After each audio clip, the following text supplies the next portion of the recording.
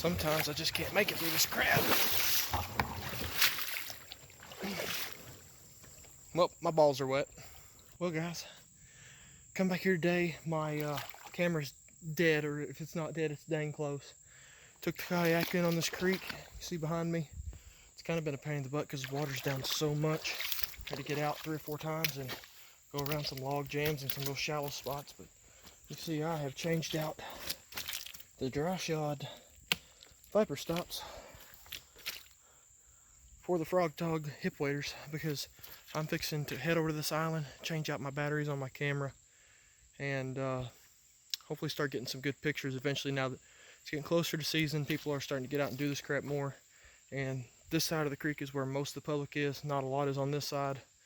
Private on the far side of this big open slough over here. You guys will see in a second. But once the pressure picks up on this side of the creek, where I know there are good bucks, they will eventually move over to this side and hopefully start using this island as isolation to get away from pressure and whatever else.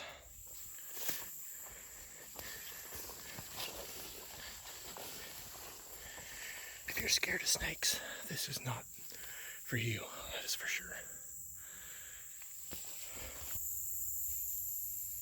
Couple tracks where they've been heading to the island. I do not like walking where I can't see my feet. I had to take off my dry shod viper stops and put on these hip waders because I thought the water was going to be deeper. But it's not.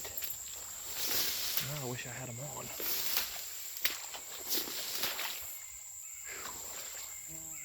I promise you there ain't a lot of people doing this crap.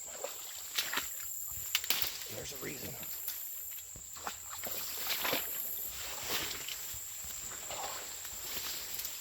All this for a freaking deer.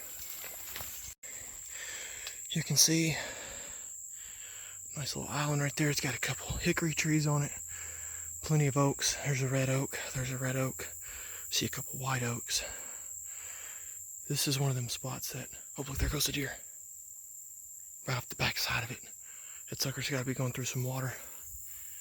This is one of them spots that maybe a big buck's not using now, but he will be very soon when pressure starts picking up around September, October, and especially November, because these are places that even I don't want to work to get to, but I want to kill that nice buck. So here's my camera.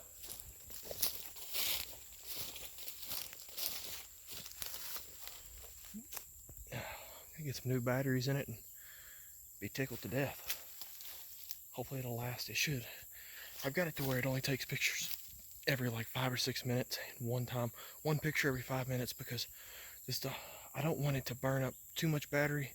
I want it to conserve until later on in the year. When it gets closer to season, I'll bump it up to where it takes a picture a minute, and I only have it to where it transmits pictures 1 time a day, because that right there is what kills your batteries. And of course, way back in here, I've got a antenna that's just kind of wrapped up in the tree because I don't have it on there right. But I'm gonna see if I can find that deer's bed. There's a persimmon. There's a persimmon right here.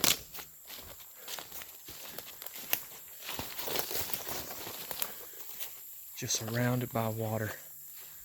Probably about an acre. The deer was bedded right back in here somewhere. You guys can't see her, but she took off out the back side. I could just see her head hopping every now and then to get to the other side over here. That's private ground over there, but this thing is surrounded by a huge slough, like I said. It's gonna be a heck of a safe haven here in a couple months. There's all kinds of food sources out here. I'm seeing some freaking blackberries. They eat on these green briars, these vines. There's a persimmon tree up here. 2 persimmon trees actually. Wow, what else can you ask for? Freaking awesome, man. I love finding stuff like this. I didn't find that deer's bed, but I mean, it's kind of bare in a lot of spots. They probably rather lay right up on the dirt, so you can't really even tell where they were laying anyways. But awesome stuff. Alright guys, got the batteries changed out, and we're good. We're set. So hopefully this thing stays going for at least a couple more months. I'll probably be in here hunting in October, so if they go get close to being dead around October, I can change them again. But when season gets closer, I'll crank the picture count up, and hopefully when the pressure picks up, this island will get a little bit hotter. But another thing I thought about doing is the other side of this creek. It gets a little bit of pressure, but I really seriously considered, I might be stupid and really crappy for the other hunters, but just walk that thing. I mean, walk it, leave my scent everywhere, try to bump deer up non-stop on that side, and try to push them this way, and actually drive them onto this island to where they feel too pressured to be on that side during daylight hours, and they'll be using this or coming off of this right at dark and coming right to it right at daylight. So anyways, awesome scouting trip, fresh batteries, island deer.